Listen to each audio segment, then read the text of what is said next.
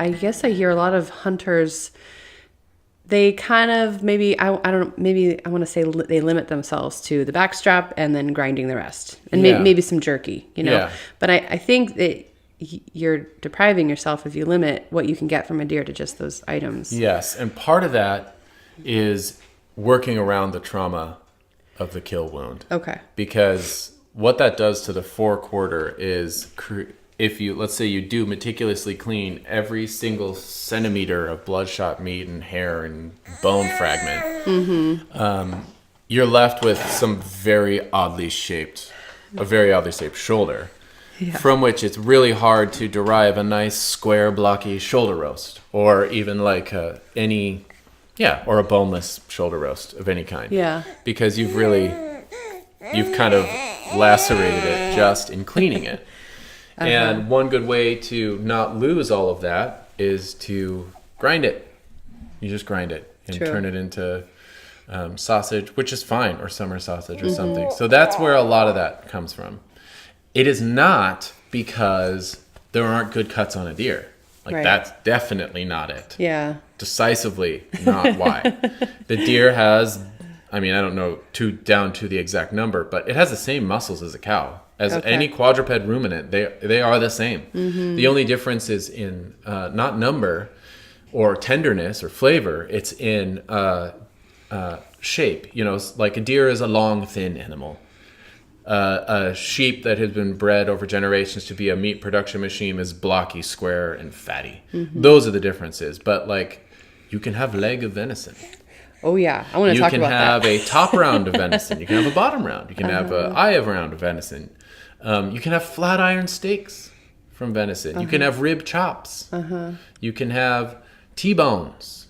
You can have all of that.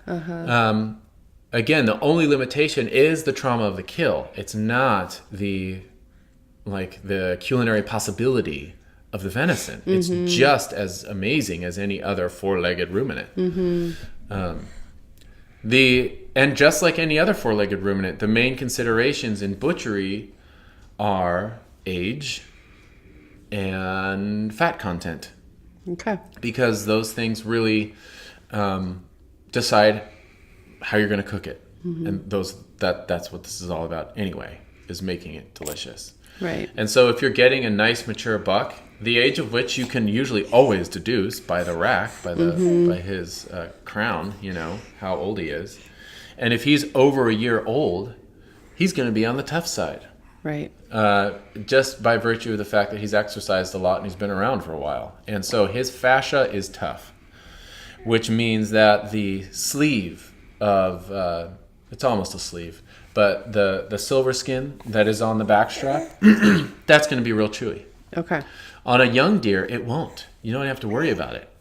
And so that is the basis upon which age, namely, you would decide whether to seam butcher your deer, to seam out each muscle and denude it, or to be more geometric and create lamb style cuts from a deer. You'd get a lamb shoulder roast or a whole leg roast, right? With all the muscles of the leg and the femur. Whereas that's more appropriate with a younger animal. The fascia can be unyielding. The silver skin, the sleeves of connective tissue around each muscle can be really tough on an older animal. And so it warrants removing them. Okay.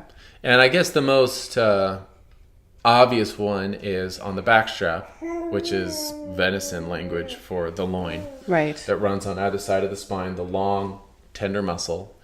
That one has silver skin on it. And it's a long strip. And on a young deer, don't even worry about it. But on anything over a year, you would want to take it off. So you can actually have a tender backstrap without it being diluted by really overly chewy gristle, which is what that silver skin would be. And when you peel it off, you do it with your knife, and you want to do it in a particular direction. You want to do it in, oh no, I'm forgetting. I just did it. Which direction did I do it in? Toward the head? Toward the head or back? I think it was back. It's towards the tail, away from the head.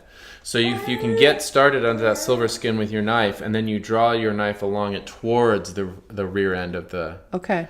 Then you're not going... You are actually kind of going against the grain, but that actually keeps more flesh on the tenderloin and none on that silver skin. It peels up just completely clean. Okay.